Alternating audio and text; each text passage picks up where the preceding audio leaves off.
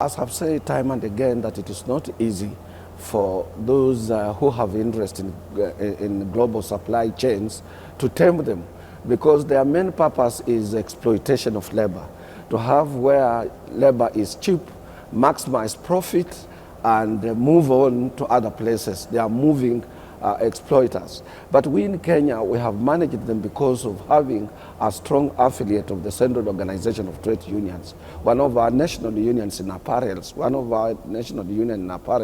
that is which represents workers in EPZs and so on, that is Kenya Union of Tailors and Textile Workers Union, has exerted more pressure on these global supply chains interest in Kenya, and they have already acquired a recognition agreement, a valid collective bargaining agreement entered into freely on terms and conditions of service of workers. And we must thank that union, which is our main affiliate. Two, I want also to take this opportunity to thank our global unions. One of them is International Tailors and Garment Workers Union, which has also exerted pressure globally on those global supply chains in textile industry, because most of them would like to set up EPZs for the purposes of exploiting workers, making more money, and if the government moves closer to them, they move to other countries. They would like to have a free trading world where they are not subjected to a lot of taxation and so many other things. So it is not easy. I would appeal to my colleagues throughout Africa, not only in Kenya, to have strong affiliates that will be able to tame those employers in global supply chains. The unions, first of all, must realize their strength. They must recruit more members in the trade union movement.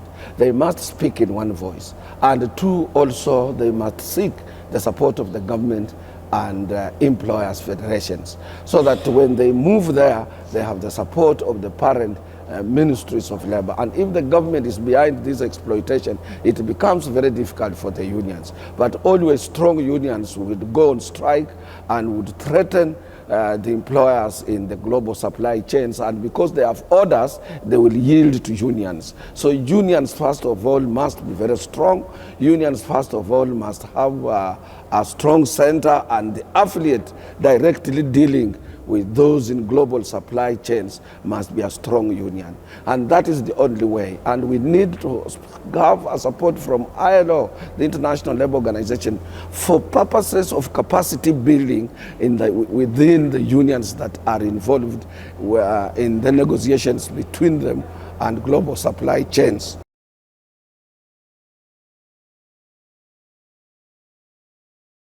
Our expectation is that we must come out with an instrument out of this International Labour Organization conference geared this year, the 105th.